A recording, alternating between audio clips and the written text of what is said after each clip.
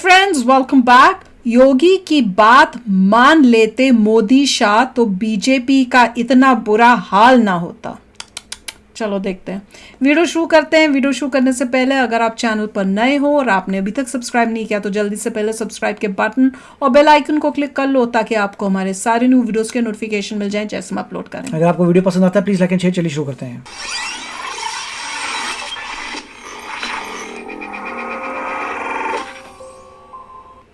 खबर बताने से पहले सबसे पहले डिस्क्लेमर है। डिस्क्लेमर ये है कि यह खबर सूत्रों के हवाले से है और ऑफ द कैमरा कुछ बातें हैं जिसके आधार पर हम ये कह रहे हैं कि योगी आदित्यनाथ की बात ना मानकर मोदी शाह ने बड़ी गलती कर दी।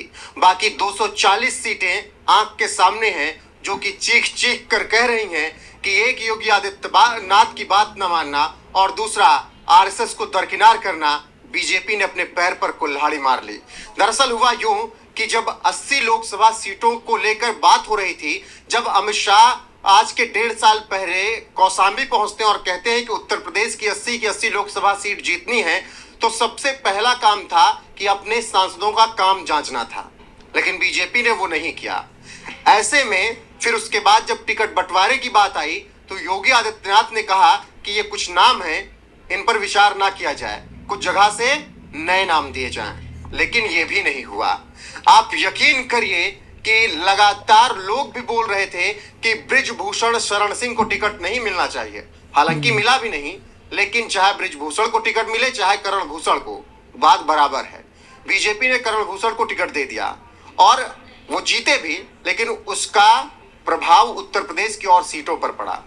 इसके अलावा कई और ऐसी सीटें हैं जहां पर कैंडिडेट खड़े कर दिए गए जिनको जनता जानती नहीं। अब वो चाहे पश्चिम की कई सीटों की बात कर लीजिए, मैं आपको अपना एक्सपीरियंस बता रहा हूं।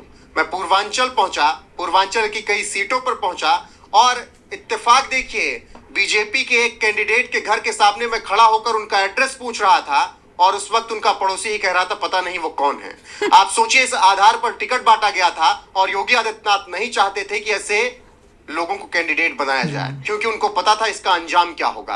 अब नतीजे बता रहे हैं कि योगी आदित्यनाथ सही थे और मोदी शाह नड्डा ने जो फैसला किया वो गलत था। फिलहाल बीजेपी अब सरकार तो बना लेगी एनडीए के साथ, जो उनके गठबंधन में दल हैं उनको मिलाकर, लेकिन कितना विश्वास रहेगा? क्या बिना डर के जिस तरीके से 14 से 19, 19 से 24 में बीजेपी ने सरकार चलाई, उसी तरीके से चला पाएगी? ये बड़ा सवाल रहेगा। लेकिन यहां से बीजेपी को, मोदी शाह को और नड्डा को कई बातें अब सीखनी होंगी और ये बातें होंगी कि सबको साथ लेकर कैसे चलना है और हर एक मुख्यमंत्री की बात कैसे मानना है, कैंडिडेट को किस तरीके से चुनना है। अब आपको एक और उदाहरण मैं देता हूं। प्रतापगढ़ में संगमलाल गुप्ता चुनाव लड़े और 2019 में जीते भी। मैं प्रतापगढ़ से ही आता हूं। संगमलाल गुप्ता शायद प्रतापगढ़ की जो अंदर विधानसभा आती हैं 6, उनमें से 3 या 4 पर भी नहीं पहुंचे होंगे। उसमें से एक मेरी विधानसभा भी आती है, रामपुर खास। पहुंचे तो बवाल हो गया था, मारपीट हो गई थी और थप्पड़ कांड हो गया था, बड़ा बवाल मचा था। प्रमोद तिवारी पर आरोप भी लगे थे, लेकिन संगमलाल गुप्ता की छवि वहां से खराब हुई और ये बात दिल्ली तक पहुंची और कहा गया कि इनको 24 में टिकट नहीं दिया जाना चाहिए क्योंकि ये चुनाव नहीं निकाल पाएंगे, और हुआ भी वही। प्रतापगढ़ में जिस तरीके से संगमलाल गुप्ता की हालत खराब हुई सबने देखा। कौशाम्बी में विनोद सोनकर के साथ जो कुछ भी हुआ उसके लिए लगातार यही कहा गया कि विनोद सोनकर तब तक नहीं जीत पाएंगे जब तक रघुराज प्रताप सिंह राजा भैया साथ नहीं देंगे, और राजा भैया ने संजीव बालियान और विनोद सोनकर की मौजूदगी में वो पीछे खड़े थे और बेती से उन्होंने ऐलान कर दिया कि अपने समर्थकों से कि जिसको चाहिए उसको वोट दीजिए, और परिणाम आपके सामने है।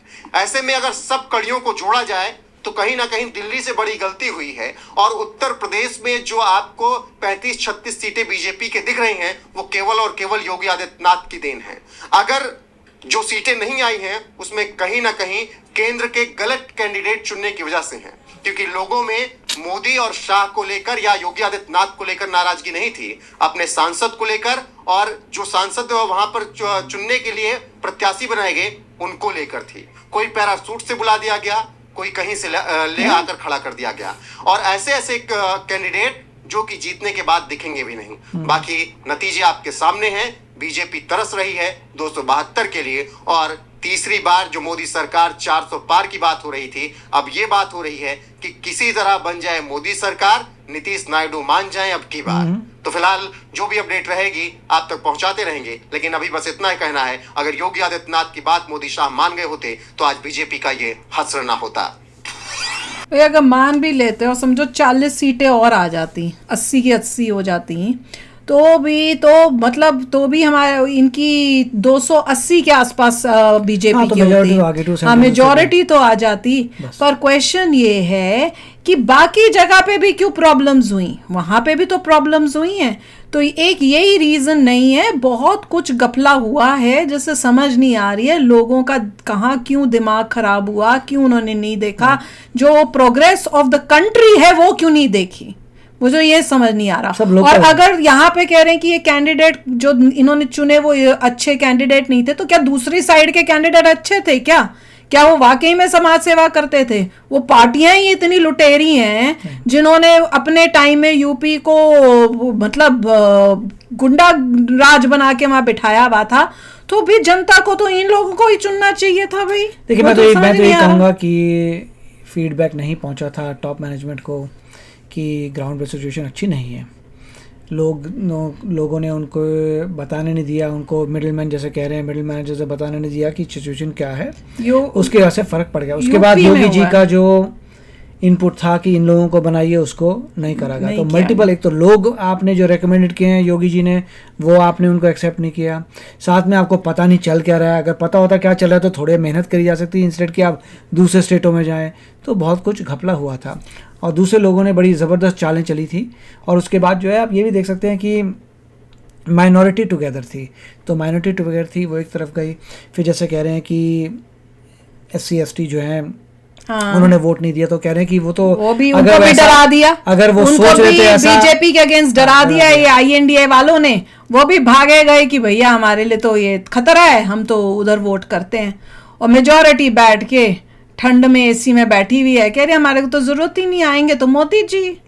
और उसका ये हाल हुआ, ये सब होने की वजह से। इसमें लर्निंग बहुत आएगी बीजेपी। चलो मैं कह रही हूँ कि एक बात अच्छी है कि बीजेपी अभी भी पावर में है, और साथ में उनको एक ये समझ में आएगा कि भाई क्या क्या प्रॉब्लम्स हो, गलतियां क्या हुई हैं, क्या प्रॉब्लम्स हो सकती हैं, ताकि अगली बारी के लिए ये वेल प्रिपेयर्ड हो। देखिए आप ये बोलेंगे कि 10 साल तक जो पार्टी थी उसको अब तक पता चल जाना चाहिए, बट ऐसा लगता है कि नहीं। जो 70 साल की बातें कांग्रेस को पता है शायद इनको नहीं पता अभी। देखो बीजेपी जो है इतनी वो पॉलिटिकल पार्टी जो है ना, वो चालाकियां, गंदी पॉलिटिक्स उस हद तक उसको वो नहीं है।